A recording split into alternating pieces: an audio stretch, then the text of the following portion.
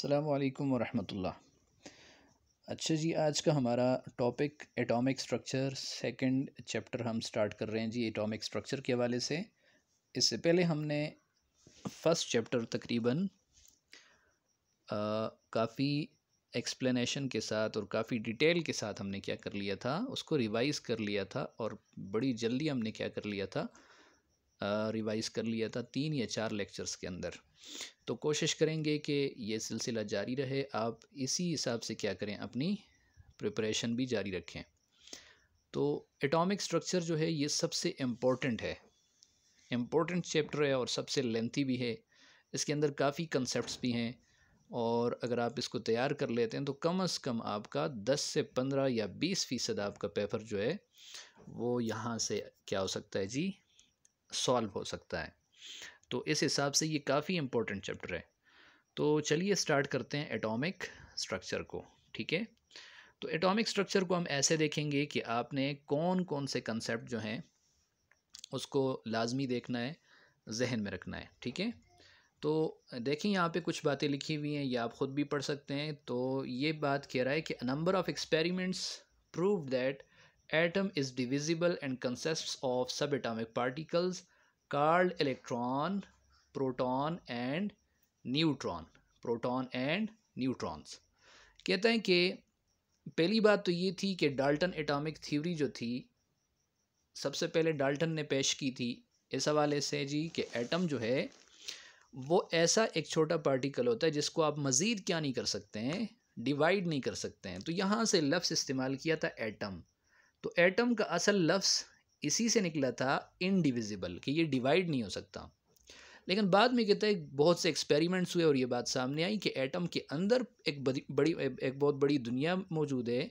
इसके अंदर बहुत से पार्टिकल्स मौजूद हैं जिनको क्या कहा जाता है, सब एटॉमिक पार्टिकल्स। तो जो सब एटॉमिक पार्टिकल्स हम डिस्कस करते हैं, हम पढ़ते हैं, वो कौन से? इलेक्ट्रॉन है, न्यूट्रॉन है और क्या है जी, प्रोटॉन्स हैं। इलेक्ट्रॉन आपको पता है इनके ऊपर नेगेटिव चार्ज होता है, न्यूट्रॉन पे कोई चार्ज नहीं होता, प्रोटॉन के ऊपर पॉजिटिव चार्ज होता है। एक बात और सुन लें, न्यूट्रॉन और प्रोटॉन चूंकि ये दोनों किसके अंदर होते हैं, न्यूक्लियस के अंदर होते हैं, तो इन दोनों को क्या भी कहा जाता है, न्यूक्लियॉन्स कहा जाता है। ये छोटी छोटी बातें आपको आनी चाहिए। इसी तरह आपको ये भी मालूम है कि न्यूक्लियस के अंदर जब प्रोटॉन और न्यूट्रॉन होंगे तो प्रोटॉनों पे तो चार्ज पॉजिटिव है, न्यूट्रॉन पे चार्ज क्या है, ज़ीरो। तो ओवरऑल पूरे न्यूक्लियस पे क्या चार्ज होगा, सॉरी न्यूक्लियस पे चार्ज होगा, प्लस चार्ज होगा। क्या चार्ज होगा जी, पॉजिटिव चार्ज होगा। अब आपसे कहा जाए कि पूरे एटम पे क्या चार्ज होता है, तो एक बात याद रखें दूसरी, कि प्रोटॉन हमेशा इलेक्ट्रॉनों के बराबर होते हैं। अब प्रोटॉन पे पॉजिटिव चार्ज है, उतना ही नेगेटिव चार्ज किसके ऊपर है, इलेक्ट्रॉन पे। अगर 10 प्रोटॉन हैं तो 10 ही क्या होंगे, इलेक्ट्रॉन होंगे। इसका मतलब 10 पॉजिटिव चार्जेस हैं तो 10 ही क्या होंगे, नेगेटिव चार्जेस। तो आपसे कहा जाए ओवरऑल पूरे एटम पे क्या चार्ज होगा, तो ओवरऑल चार्ज होगा ज़ीरो, क्योंकि पॉजिटिव चार्ज नेगेटिव चार्ज को क्या कर देगा, कैंसिल आउट कर देगा, आपके पास कोई चार्ज बाकी नहीं रहेगा। तो ये बात याद रखें आप कि कोई एटम जो होता है वो न्यूट्रल होता है। वो क्या होता है जी, न्यूट्रल। अब सवाल ये पैदा होता है कि एटम के अंदर जो प्रोटॉन है, इलेक्ट्रॉन है, न्यूट्रॉन है, तो हमें कैसे पता चला कि इसके अंदर प्रोटॉन है या इसके अंदर इलेक्ट्रॉन है या इसके अंदर क्या है जी, न्यूट्रॉन है। तो सबसे पहले इसकी डिस्कवरी को हम क्या करते हैं, डिस्कस करेंगे कि इलेक्ट्रॉन की डिस्कवरी कैसे हुई। तो ये तो पूरा एक एक्सपेरिमेंट है और गालिब गुमान ये है, गालिब बात ये है कि ऐसा कोई क्वेश्चन आपसे नहीं पूछा जाएगा कि आपसे कहा जाए कि जी पूरा एक्सपेरिमेंट बताओ। ठीक है, लेकिन फिर भी आप इसके अंदर जो छोटी छोटी चीज़ें उसको आप क्या करें, लाजमी देख लें एमसीक्यूज़ के लिए, कि ये एक्सपेरिमेंट जो था डिस्चार्ज ट्यूब एक्सपेरिमेंट, ये किसने किया था जी, क्रूक्स ने किया था। किसने किया था, क्रूक्स ने। और इसका नाम क्या था पूरा, sir William crooks. Sir William crooks, इसने ये क्या किया था, एक्सपेरिमेंट किया था। अब आपसे ये भी पूछा जा सकता है एमसीक्यूज वगैरह के अंदर कि गैस डिस्चार्ज ट्यूब या गिलास डिस्चार्ज ट्यूब यहाँ पे लिखना चाहिए था।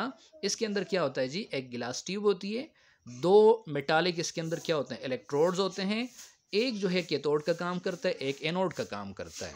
इतनी आपको इसकी स्ट्रक्चर के बारे में पता होना चाहिए कि ये क्या है जी, एक ट्यूब है, एक इसके अंदर इलेक्ट्रोड होता है, एक इसके अंदर क्या होता है, एनोड होता है। ठीक है, और यहाँ पे इलेक्ट्रोड दोनों जो हैं कैथोड और एनोड, इनको हाई वोल्टेज से क्या किया जाता है, कनेक्ट किया जाता है, और प्रेशर को क्या रखा जाता है, लो। ठीक है, अब पूरे एक्सपेरिमेंट तो आप ख़ुद भी देख सकते हैं एक नज़र कि उसने कैसे एक्सपेरिमेंट किया था। तो कहते हैं कि जब इसको कनेक्ट किया गया इलेक्ट्रोड्स को, तो क्रूक्स ने ये ऑब्ज़र्व किया कि इसके अंदर जो गैस है ट्यूब के अंदर, ऑर्डिनरी टेम्परेचर के ऊपर यानी नॉर्मल टेम्परेचर के ऊपर उससे कोई इलेक्ट्रिसिटी क्या नहीं हो रही, पास नहीं हो रही। ठीक है, अब क्या किया गया कि वोल्टेज को क्या कर दिया गया जी, हाई कर दिया गया। जब वोल्टेज को हाई किया गया और क्या किया गया जी, ये प्रेशर को रिड्यूस किया गया वैक्यूम पंप के ज़रिए, तो इसके अंदर कुछ ग्लो सी महसूस हुई, यानी एक चमक सी पैदा हुई। और ये कितने प्रेशर पे हुआ, 0.1 mm ऑफ Hg। तो ये देखें एक एमसीक्यूज बन सकता है कि गिलास ट्यूब के अंदर ग्लो जो पैदा होती है, या ग्लो जो पैदा हुई विलियम क्रूक्स के एक्सपेरिमेंट में, वो किस वोल्टेज पे हुई और किस प्रेशर पे हुई। तो 5000 से लेके 10,000 वोल्ट्स उसने यहाँ पे क्या दी थी जी, इलेक्ट्रिक पोटेंशियल दिया था, और प्रेशर कितना रखा गया था, 0.1 mm ऑफ Hg। अब देखें, कहता है कि जब प्रेशर को मज़ीद क्या किया गया, डिक्रीज़ किया गया, 0.1 से कम करके 0.01 कर दिया गया, तो ये जो ग्लो थी ये डिसअपियर हुई, और पूरा जो गिलास ट्यूब था वो क्या हो गया, डार्क स्पेस से यानी बिल्कुल अंधेरा सा छा गया। और इस वक्त क्या महसूस हुई, यहाँ पे एक लुमिनस डिस्चार्ज ऑब्जर्व हुआ, एक लुमिनस डिस्चार्ज यानी एक चमकदार डिस्चार्ज क्या हुई, ऑब्जर्व हुई। अब क्या किया गया जी, एक और चीज़ यहाँ पे आगे देखें, एट दिस स्टेज, इस स्टेज के मुताबिक, इस स्टेज पे यानी इस मरहले पे, इस पॉइंट पे, जो इलेक्ट्रिकल रेजिस्टेंस है between two electrodes become very high and become difficult to maintain the discharge unless the potential difference between the electrode was very high. कहता है कि जब ये पॉइंट आया जहाँ पे ये ग्लो जो है वो डिसअपियर हुआ, और एक डिस्चार्ज, लुमिनस डिस्चार्ज, एक चमकदार किस्म का डिस्चार्ज यहाँ पे ऑब्जर्व हुआ, तो कहता है कि यहाँ पे इलेक्ट्रोड्स के दरमियान जो रेजिस्टेंस थी वो क्या हो गई, काफ़ी ज़्यादा हो गई, और इसको संभालना क्या हो गया भाई, इस ग्लो को यानी मुसलसल एक उस पर तसलसल के साथ कायम रखना ये मुश्किल हो गया। हत्ता कि यहाँ तक कि आपके पास जो वोल्टेज थी वो क्या थी, बहुत ज़्यादा हाई रखी गई, तब जाके इसको आप क्या कर सकते थे, ऑब्ज़र्व कर सकते थे। और वो वोल्टेज कितनी, मैक्सिमम 10,000 वोल्ट्स जो यहाँ पे यूज़ हुई। ठीक है, कहते हैं कि इस कंडीशंस में देखा गया कि कुछ फेंट फ्लोरिसेंट लाइट, फेंट का मतलब हल्की सी, फ्लोरिसेंट का मतलब चमकदार, लाइट जो थी वो क्या हुई, प्रोड्यूस हुई, जिसने फ्लोरिसेंस पैदा की गिलास वाल के ऊपर, अपोजिट टू द कैथोड, यानी कैथोड के मुखालिफ सिमत पे जो गिलास का वाल है, जो गिलास का क्या है जी, मटेरियल है, उसके ऊपर क्या पैदा की, फ्लोरिसेंस। फ्लोरिसेंस का मतलब चमक पैदा की। अच्छा, these raise were called cathode rays. ये जो रेज आगे की तरफ गई, एक चमक सी पैदा हुई और उन्होंने जाके गिलास ट्यूब के ऊपर फ्लोरिसेंस पैदा की, तो इनको नाम किसने दिया था कैथोड रेज का, इनको नाम दिया था गोल्डस्टीन ने। तो ये देखिए एमसीक्यूज में ये भी आ सकता है कि कैथोड रेज का नाम गोल्डस्टीन ने दिया था 1886 में। क्यों दिया गया था, क्योंकि ये कहाँ से ओरिजिनेट हो रही थी, ओरिजिनेट का मतलब पैदा हो रही थी, तो कहाँ से पैदा हो रही थी जी, कैथोड से पैदा होकर आगे की तरफ जा रही थी, तो तब इनको नाम दिया गया किस चीज़ का, गोल्डस्टीन ने इनको नाम दिया कैथोड रेज का।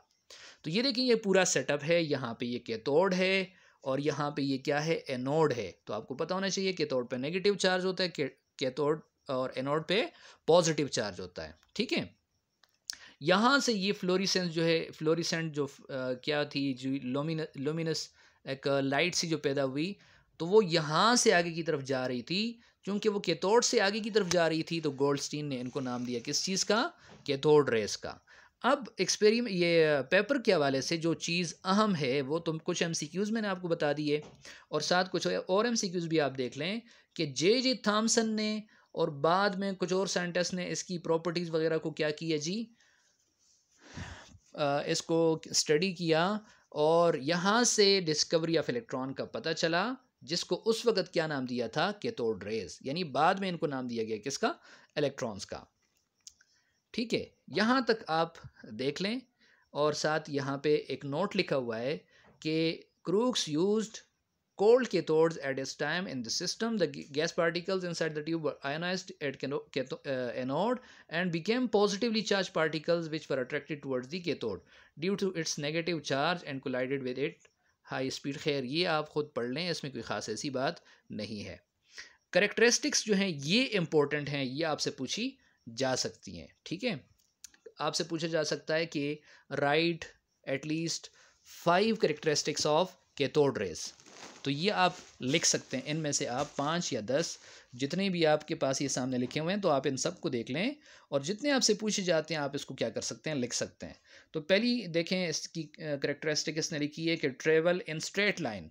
स्ट्रेट लाइन में क्या करती है, मूव करती हैं कैथोड की सरफेस के परपेंडिकुलर. परपेंडिकुलर का मतलब ये कैथोड है तो इसके बिल्कुल ऐसे जाती हैं. तो ये यहाँ पे एंगल 90 का बन रहा है, इसको कहते हैं परपेंडिकुलर, यानी इनकी डायरेक्शन ये है और ये कैथोड है. ये क्या है, कैथोड. दूसरी बात ये है कि ये शार्प शेडो प्रोड्यूस करती हैं अगर इसके रास्ते में एक ओपेक ऑब्जेक्ट क्या किया जाए, रख दिया जाए. यानी ये जिस रास्ते से जा रही हैं आपने उसके रास्ते में क्या रख दिया, एक ओपेक ऑब्जेक्ट रख दिया, तो बिल्कुल इसका साया जो है आगे क्या करेगा, ये प्रोड्यूस करेगा शेडो. बिल्कुल इसी तरह का शेडो, जिस शेप की आपने ऑब्जेक्ट रखी है उसी तरह की शेडो आगे ये क्या करेगा, प्रोड्यूस करेगा. ये कहता है कि फ्लोरिसेंस काज करती हैं जब ये डिस्चार्ज ट्यूब पे क्या करती हैं, स्ट्राइक करती हैं. इसी तरह कहता है कि हीट अप करती हैं ये मेटल्स को जिसके ऊपर ये गिरती हैं. अगर कैथोड रेज किसी मेटल के ऊपर गिरती हैं तो वो मेटल जो वो क्या हो जाता है जी, हीट अप हो जाता है. वो क्या हो जाता है, हीट अप. इसी तरह these raise can move a small pin wheel. अच्छा, ये कैथोड रेज ऐसे जा रही हैं, अगर आपने इसके रास्ते में क्या कर दिया, छोटा सा पिन व्हील रख दिया तो ये पिन व्हील को क्या करना शुरू कर देगा, घुमाना शुरू कर देगा. इससे मुराद ये है कि जो कैथोड पार्टिकल्स हैं इसका खास क्या है, एक मैस है. इसका खास क्या है, मैस है. तब इस वजह से कि मैस जब इस पिन व्हील पे पड़ी, छोटी सी जो चरखी सी आपने लगाई है, तो इसको घुमाना शुरू कर दिया. इसका मतलब ये इसका कोई मास है जो इससे टकरा के क्या कर रहा है, इसको घुमाने पर मजबूर कर रहा है. अच्छा, अगली बात ये है कि ये एक्स रेज प्रोड्यूस कर सकती हैं जब हैवी मेटल, जो बड़ा मेटल है जिसका एटॉमिक नंबर, एटॉमिक मास क्या होता है, काफ़ी हाई होता है, उसके ऊपर अगर आप इनको स्ट्राइक करवाएंगे तो ये एक्स रेज प्रोड्यूस करते हैं. इसी तरह अगर ये गैसेस के ऊपर आके गिरें, कोई भी गैस है, कोई भी गैस है और ये गैशियस एटम है कोई, इसके ऊपर अगर आप कैथोड रेज गिराएं तो ये उसको क्या कर सकते हैं, आयोनाइज. आयोनाइज का मतलब ये कि उसके वैलेंस इलेक्ट्रॉन से क्या कर सकते हैं, ये वैलेंस शेल से उसके इलेक्ट्रॉन को क्या करवा सकते हैं, निकाल सकते हैं. जब इससे इलेक्ट्रॉन निकल जाएगा तो इस एटम के ऊपर क्या चार्ज आ जाएगा, पॉजिटिव, और ये पॉजिटिव आयन में तब्दील हो जाएगा. इसको कहते हैं आयोनाइजेशन. तो ये आयोनाइजेशन करवा सकते हैं. इसी तरह ये केमिकल चेंज करवा सकते हैं किसी बॉडी के अंदर, सॉरी किसी मटेरियल के अंदर. इसका मतलब ये है कि ये इनके पास रिड्यूसिंग इफेक्ट है. अब देखें रिड्यूसिंग इफेक्ट किसको कहते हैं, रिडक्शन कहते हैं गेन ऑफ इलेक्ट्रॉन को, गेन ऑफ इलेक्ट्रॉन को कहते हैं. तो कोई भी मटेरियल है जी ये, ठीक है, और आपने इसके ऊपर कैथोड रेज गिरा दी, तो कैथोड रेज तो क्या है अपनी नेचर में, इलेक्ट्रॉन है. तो जब इलेक्ट्रॉन आके इसके ऊपर गिरेंगे तो ये इलेक्ट्रॉन इसके अंदर क्या हो सकते हैं, ऐड हो सकते हैं. तो addition of electron is called reduction. तो ये क्या भी करवा सकते हैं, ये रिडक्शन भी करवा सकते हैं. और रिडक्शन जो है ये केमिकल चेंज है. ये कैसी चेंज है, केमिकल चेंज है.